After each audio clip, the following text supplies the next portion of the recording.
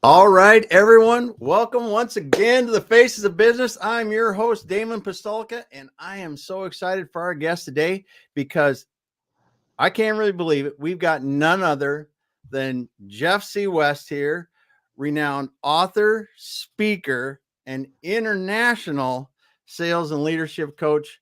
Jeff, thanks for being here today. Oh, Damon, it's an honor to join you on your show. I appreciate it very much.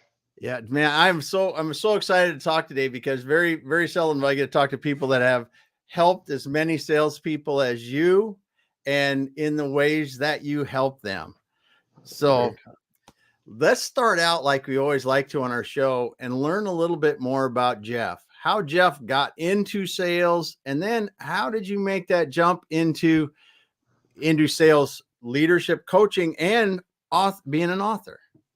well. Thanks for the question. Such a great question. I knew I wanted to be in sales from the time I was born. I went to college and got a degree to be a band director just to prove it. Actually, I have two degrees in music: a bachelor's of science in education with music as a major, and then a Wow. master's degree in music composition. And I'll tell you, those two degrees and a $10 bill will get me a cup of coffee at Starbucks. It really will. But my wife, I got married during the middle of my master's degree to my high school sweetheart, and she had been going to school in Alabama, and I was in Texas at the time. And so I promised her, I said, I'll get you back in school in the fall. And I did. But that meant I was doing it at a time where there really weren't any teaching jobs open. So I ended up in sales. I often say by accident, but in Mm-hmm. my opinion, it's more divine intervention because it was such a great thing. I Yeah. met on that first job, I met a man who literally changed my life and how I raised my family forever. He's just that good of a person. So I started off in musical instrument sales, went into the industrial uniform industry, all this happening in Georgia. And then back at about 1989, that company was one of their top three salesmen in the nation, and they wanted me to come to Texas and start a branch out here. So that's what I did. Unfortunately, a couple of years later, we got bought out. And it's funny that that time that I stayed with a company that bought us out didn't work out real well. And I want to blame everybody except the guy that I shave. But the truth is, it's always the guy that I shave's responsibility to make things work.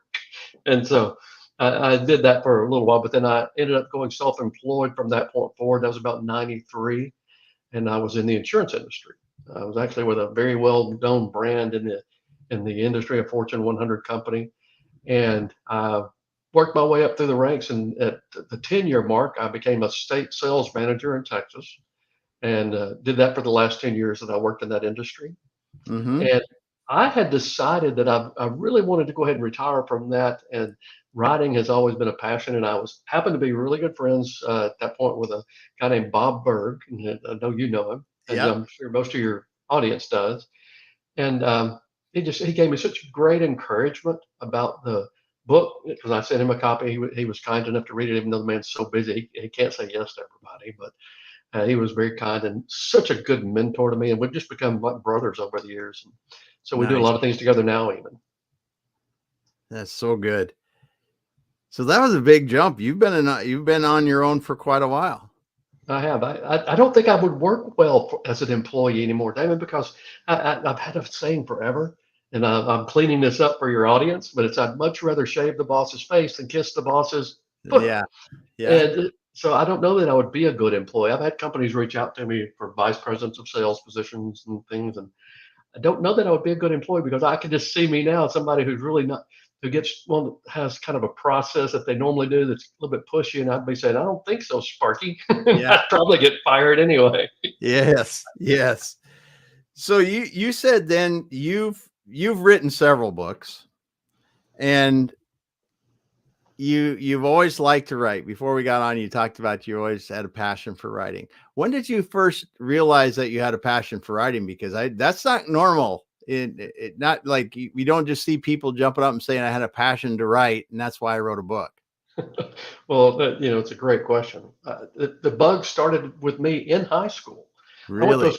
a small high school, and I had an English teacher that was very encouraging. I even had things get published in the like the yearbooks and things of that nature, where be different Yeah. things I would be doing. So that's really where it started.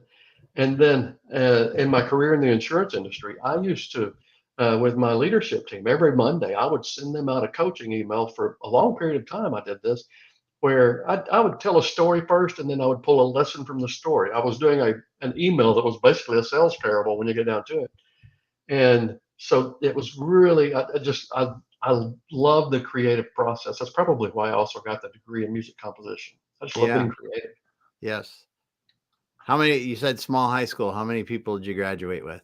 When I graduated, they had consolidated two small schools to make one bigger school, and that gave us about 200 or so. But Okay. before that, I had less than, it would have been less than 100 in my class. I Ah, think my very. sister's graduating class had about 80 in it. Oh, wow. Yeah, that is smaller. Yeah. So you really had practice though, if you were sending out these coaching emails every week on what later became the way you wrote books, because you talked before we got on that you wrote in parables. Right, right. Why did it just make sense to you to write and teach in those kind of stories? I think it was intuitive to a certain degree. My favorite way to consume content, because I became a student of sales. When I got into sales, I began reading books back when I was 22 years old to get better Mhm. at it. And I naturally have gravitated to the business parable, to the sales parable, and like Og Mandino's books, and John David Mann and Bob Berg's books, things of that nature, because the story sticks with me so well.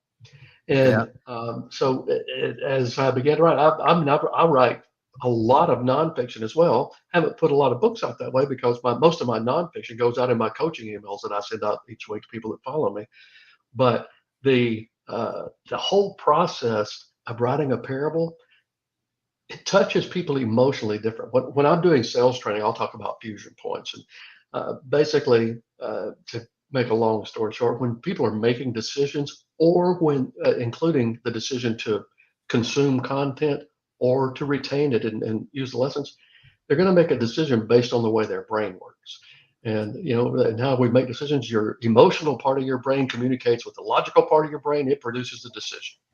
If it's a Mhm. negative emotion, you want to get away from it. You're not going to move forward. But if it's a positive emotion that you're hooking with that logic, it's the next step happens. So once people get exposed to the parable, that tends to be one of their favorite ways to learn. And more importantly, because of that connection, they retain it and they've got a better chance to apply it. Yeah.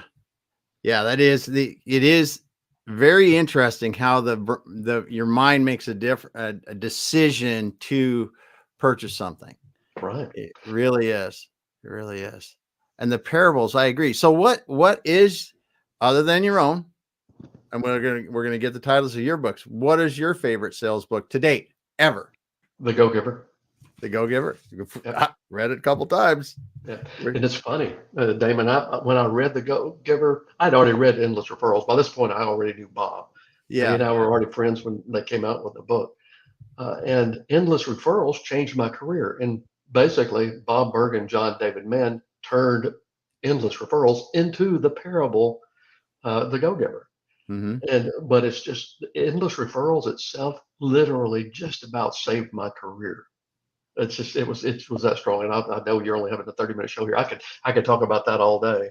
Well, But let's talk about it just for a moment. Why do you think that really changed your career that much? at that point, this was January of 2000 when I got the book. I had a sales mentor. He was the state manager for Texas at the time, up in the North Texas area. He gave me two books. January review time, or Yeah. okay, how'd you do? And at this point, I had been one of those district managers who would make my numbers one year, miss them the next. I Hmm. wasn't in danger of getting fired, but I certainly was no star either. That day he gave me John Maxwell's 21 Irrefutable Laws of Leadership, and then Endless Referrals by our friend Bob Berg. Now, I make no bones about it. Those books changed my trajectory. And it wasn't that they were really about the insurance industry, but I applied the principles in there. Yeah. So my career really began to take off. 2 years later, I went from district manager to regional manager. 2 years later, I went to state manager. And a 4-year jump like that's really quick up to that position.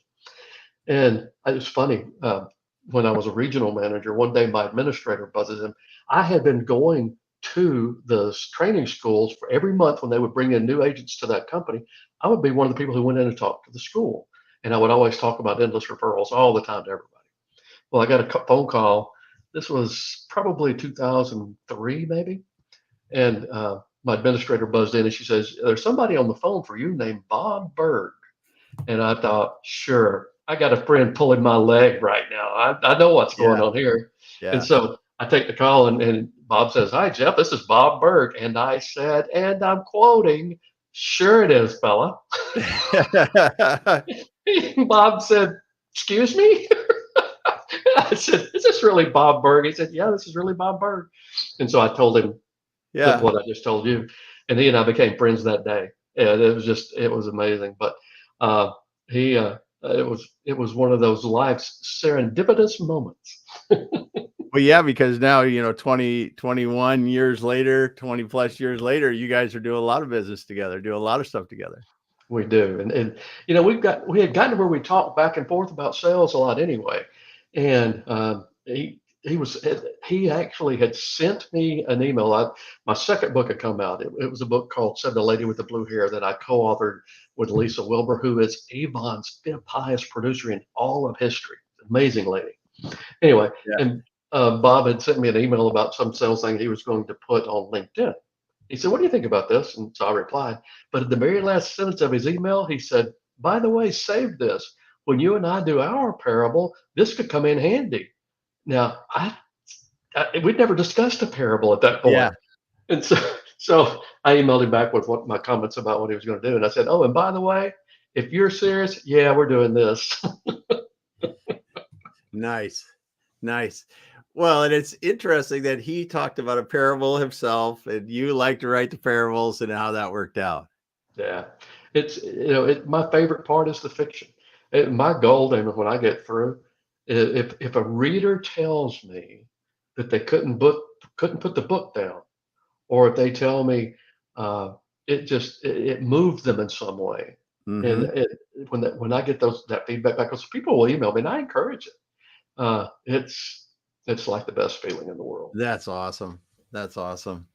Well, and it's, you know, as someone who I listen to Audible a lot, I walk the dog a lot and I listen to Audible, and there's such a difference between a parable and a business book or a leadership book or something like that. The parables are like you said, they really draw you in and you can feel the emotion in it and you can feel how things happen.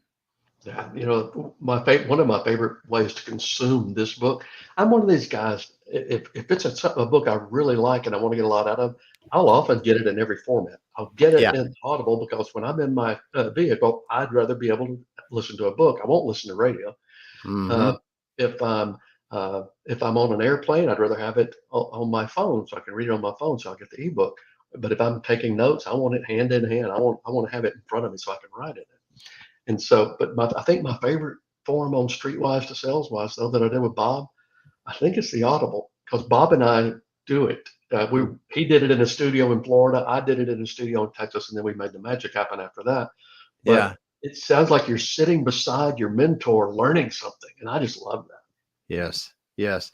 And that's so cool when you use multiple formats. I don't get the like Kindle kind of version on my phone, but I do the written version or the paper, whatever, for sure, and the Audible, because just like you said, you can listen to it, you can read it, and you get a whole different perspective reading it than you do listening. But together, you really get a more complete knowledge of it, I think. You really do. When you're listening to it and reading it, of course, when you're doing an audio book, you have, especially if it's got a narrative and a fiction in it, you have to script the audio book a little bit differently. You know, Hmm. like in a print book, I can put something in parentheses, and you as the reader know it's the thoughts of the character that you're reading about. Well, you can't do or not parentheses in italics. You Yeah. can't do italics on an audiobook. So you have to change it up a little bit. Damon thought, and then say what he thought. Yes, that's interesting. That's really interesting. Yeah, I never thought of it. The technical details in this are really something. Really Yeah. something. So as you've been helping people for a bit now with sales, and the title today is talking about helping salespeople beat the sales blues. So streetwise to sales wise, and what are you thinking that today's salespeople are running into that's their biggest challenge? 9 times out of 10, it's being able to have a sales conversation with the actual decision maker. It's whether they're getting stalled, if they're in face-to-face prospecting scenarios, and a lot of companies are, they're getting stalled at the gate. If they're doing it by phone, they're not getting through to the right person. So the biggest thing by far is that not getting to talk to the right person. And then on top, right after that, it's the objections they'll get. Objections don't have to be the bane of a salesperson's existence. They really don't. And there's some how streetwise to saleswise came to be. The subtitle, of course, has become objection proof and beat the sales blues. Bob had some material, some how-to material on the concept of becoming objection proof. It was absolutely fantastic material. It's the way every salesperson should handle any objection. And so that's what we turned into the parable. And in that process, what it does when you follow the steps correctly, not only do you really uncover the true objection that your prospect's having, your process of solving the issue builds a bond between you and that prospect that they actually feel closer to you once the two of you have solved it, because it's two people sitting side by side getting to the bottom of an issue to try to find a solution rather than a salesperson in a debate. Most traditional sales training when I started years ago, it talked about overcoming objections. Every company had basically training of their own about how to overcome objections. Yes. Well, the truth about that is people don't want to be overcome. It's like when I'm speaking now, I'll tell people, an objection is a lot like an opinion. And you need to look no further than the American political process to understand people don't want their opinions overcome. And so instead of trying to debate someone, go back and forth, what we teach is a process that you start from, step A, 1 through 6, basically is what it amounts to.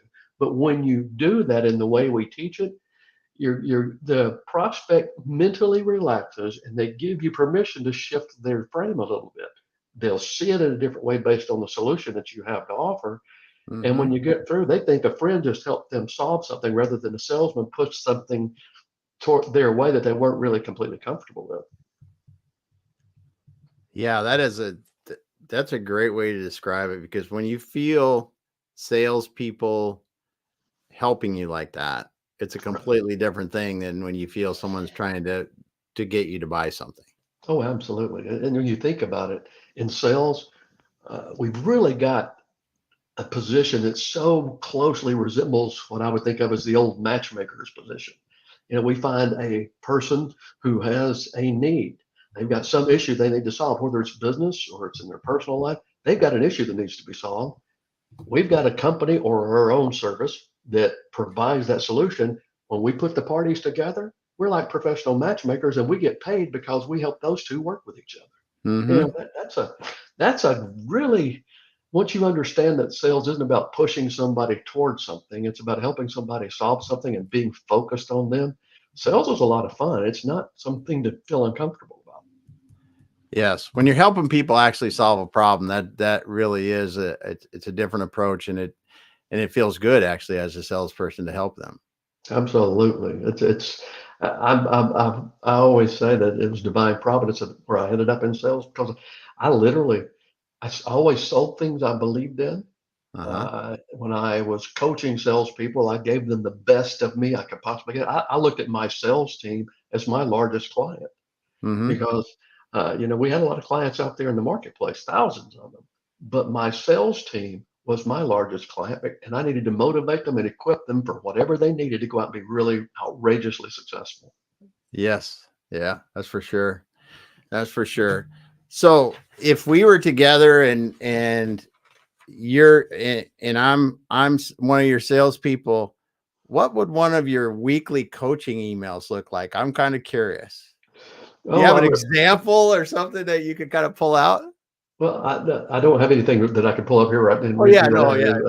But I can tell you, I wrote one time, And my point was basically to get people to get my team to be a little bit more relaxed in their prospecting and a little bit more relaxed in sales conversations, just to get that. And I started it off telling a story about when I had a little Hot Wheel when I was a kid. And I would go speeding down the sidewalk, and it's like I could hear the music, Born to Be Wild. And got that going in the background. And I started off telling a story about how much fun that was just to not care, just go do what I was doing. And then I roll that around into prospecting and sales conversations. So, Yeah. Yeah. I just read something about that and the importance of getting yourself ready to start your day and yeah. start, if you're in sales, the importance of getting ready to go like that Oh, and yeah. get your mindset. Yeah. Most salespeople actually hate their first 5 or 6 calls of the day, but if you get yourself kind of pumped up with your favorite music or whatever, and you'll get through those faster. And then after the first 5 or 6, everybody's fine anyway. Or not everybody. And that you should never say everybody, and you should always not do that. So never. But people generally are fine after the first half dozen or so. Yep, that is how it works. And exactly what they said in what I was listening to yesterday, I believe. So you said the lady with the blue hair. Mm-hmm. You wrote that one. Then you wrote the unexpected tour, the Actually, the unexpected unexpected. tour guide. Yeah, it actually came first. I published the Oh, outline first. and then Blue Hair was published in 22. Okay, sorry, I had them out of there, but you've won some awards with this. Did you? I mean, did you think that you were going to be an author? First of all, Never thought I'd make a living at it. So that's yeah, been a wonderful part of life that came yeah. later in my life, actually. But getting the accolades on the book, the first one, my wife and I flew up to New York to receive the award in person and all that. And we have the second ones with Blue Hair. It was everybody got out of that habit of going in person during the COVID years, so we didn't go then. Mm-hmm. But and actually, Streetwise just won an award not long ago too. It was just named as a finalist in the American Indie Excellence Award. So Very cool. Very cool.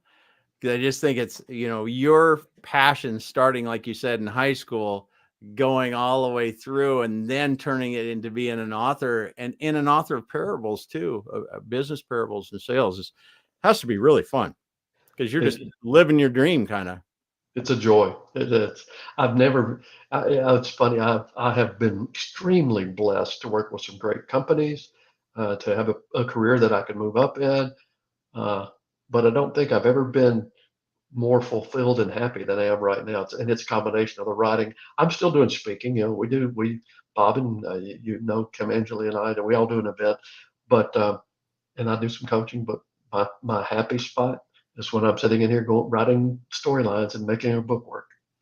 Yes. Yes. And you said you've got a fourth one in the works. So maybe we'll see that next year. Maybe we'll It get to see should be coming out next year. Is with a gentleman named Bill Cates, who is absolutely awesome. His branding is the original referral coach. Just a genuinely good person and smart as a whip. Very cool.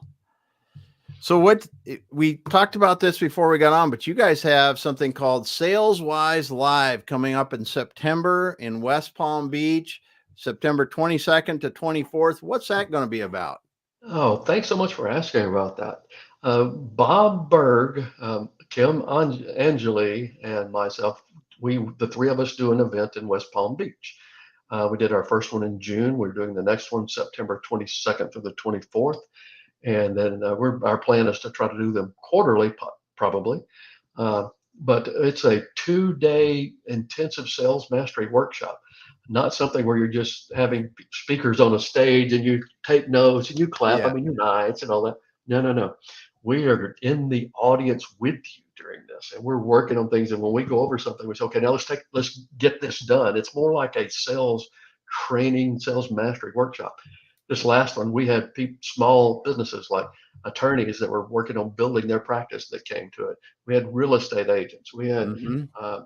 insurance salespeople. We had a billionaire there, and I'm not making that up. I'm not giving his name up, but we had somebody has got so many businesses, and he wanted to be there because he wanted to experience what we're doing. But we take people at whatever level they are, but we teach them some concepts from Bob and myself and Kim, and we help them make connections while they're there like crazy. And Mm-hmm. so that's our goal. And on this next one, oh gosh, we got a big deal coming in too. It's a friend of the three of ours, and now, and it's got him Richard Wildman. And are you familiar with Richard? He is one of the world's leading experts. He gets booked more often than any speaker I know on the subject of creating a customer experience that just turns your client into just outrageously positive advocates for your brand.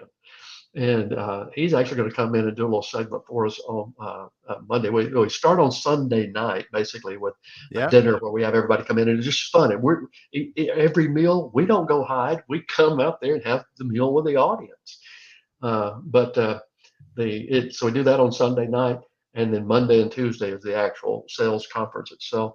It's people the people who have gone. Some of them are even coming back, which is Nice. awesome. 3 months later, from to come back to an event they just went to, we're enjoying that. It's wonderful. But we try to keep it kind of intimate. We're not gonna try to fill a coliseum with this. We Yes. try to we limit it to somewhere. We'll probably have 50 or 60 people at this next one, but Yeah. we want it to be the kind of thing that we can dive in there with people and get that. Yes. Well, that's a good sized group too, with three people, and you can have a group. I'm sure that's a lot of fun too. It is, and West Palm Beach is amazing.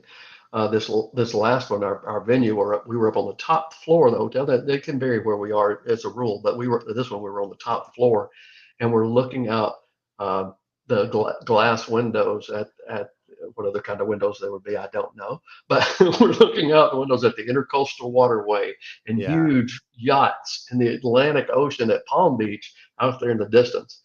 Oh, it's an experience. I used to always take my sales team on trips. And like I'd take the top 40 producers and their spouses on cruises and things, and I would do things like I'd take my management, the regional coordinators that reported directly to me when I was a state manager. Every year I'd take 20% of my bonus, and we'd go on a trip with that money. Mm-hmm. And so if we had a great year, it was a great trip. I took them to the British Virgin Islands, and we spent a week at the Bitter End Yacht Club. I mean, I did some Wow. good things for them. But taking your team to a place where you can go somewhere nice and you can build a bond at the same time you're learning something, it's the kind of thing that gives teams outrageous loyalty. Yes. Yes. So as you're talking to sales leaders today, I mean, we asked you about as a salesperson, it's Mhm. it's getting to the conversation with the decision maker. What do you think sales leaders are facing when they're looking at their teams, keeping them trained, motivated, and high performing? Sales leaders will always face the same challenge, depending on whether it's commission only or if it's salary with some perks on top. Especially in the commission only world, they face two problems. Number one, people are scared to come on board. Number two, the turnover can be high because there's no safety net. But if you can implement what we teach in Florida is a whole lot based off our Streetwise to Saleswise book. Mm-hmm. But my part of it is FusionPoints. I give people a peek under their own skull, basically under the hood, so they know how a brain works when it's making the decision to do business with you, or even say yes to the meeting. And so I equip them on that as far as prospecting and sales conversations and leadership. And then Bob and I together do the segment on becoming objection proof. And then Kim is amazing. Kim does this segment where she teaches people how to, once you've got a client, how to never come off their radar. She says it's not Mm-hmm. your client's job to remember you, it's your job to become unforgettable. So Yes. those are the kind of things that we teach there. And that's what sales managers have to do with their team. When you're building a team, you got to equip them on what to do, but you've got to build the relationship with them and keep that in front of them as a carrot and making things happen.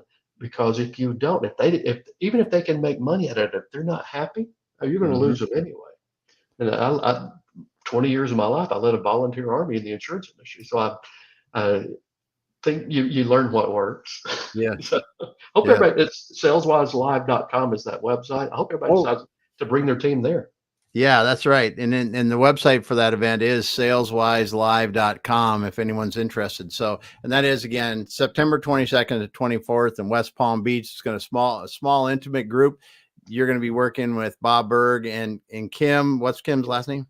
Angelique. Together. We're going to be helping them. So with the groups working in there, sounds like a great time. So as we're kind of getting in, we're coming down to the home stretch here. What are some of the things that are exciting you in the sales world right now? What's exciting me right now is going to seem odd when I first say it. What's exciting me is the fact that over the last who knows how many years, the process has become disjointed, and people are trying to make a sales process happen without relationships. They're trying to do it through mechanized systems, and there's nothing wrong with tools. We should all use all the tools at our fingertips, but the relationship side has gotten pushed away somewhat, and not intentionally, but out of a sincere desire to make things work quicker or better or whatever. Mm-hmm. But the reason I'm excited about that is now you only have to be this much better in the relationship building business and focus this much more on their needs and not your quota to look hugely better than everybody else in your marketplace. And that's what I tend to coach people on. Yeah, because that is true. That is true. I mean, we see it every day. How many times you get pitched a day, how many times that you get called a day. Mm-hmm. Yeah, I think my phone, I saw, if I go back, I probably had at least 5, and Yep. 5 or 6, including texts and everything else. And oh man, it's crazy. And you're right. You only have to be a little bit better than everybody else to stand out. And if that bar goes down, it's better for us. Exactly, and there's a term I love. It's called lagniappe, and it's a Cajun term, which matches my New Orleans book. So I mean, that's just there. You may notice a pattern here, but lagniappe is basically, if you were to give it a real definition, it's probably giving or paying a little more than is expected or required of you. Back in the days of the general stores, when people would go in and they would buy a 5-pound bag of salt or flour or whatever. The person would put it on the scale, put that amount in there, but then they'd take a little small scoop and they'd always give them a little extra. That's called a lagniappe. And I southernize everything. So I would say lagniappe is that little extra that makes everything better. Yeah. And so, and it's the same thing with the relationship. All you have to do is be a little better. You make a few more calls. You get a little better in the process. You establish a relationship a little better, you become a superstar. Yes, that is very true. Very true. Well, I tell you, Jeff, it's been awesome talking with you today, man. I just really appreciate you stopping by, and I'm excited to see the next book come out. I'm in the middle of your latest book, Sales Wise, or Streetwise to Sales Wise, becoming objection proof and beating the sales blues. I can't even read. I'm getting tongue tied here, man. But it's so good to get to talk to you, because it just your aura, your experience, and the ability to really help these salespeople go to the next level, I think is super cool, man. Well, thank you so much for saying that, and thank you so much for having me on. Likewise, I've enjoyed our time. All right. Well, if you got in on this late, get back to the beginning and listen to Jeff from the beginning. We appreciate you listening to us, stopping by and listening to us every week. And we will be back again next week. But before we leave, I want to make sure that we say it one more time. If you are interested in talking to Jeff, you go to jeffcwest.com, correct? Correct. And if you're interested in the SalesWise Live event they've got coming up in September, or one of the future events, go to saleswiselive.com and check them out. So thanks, everyone. We'll be back again with another episode next week.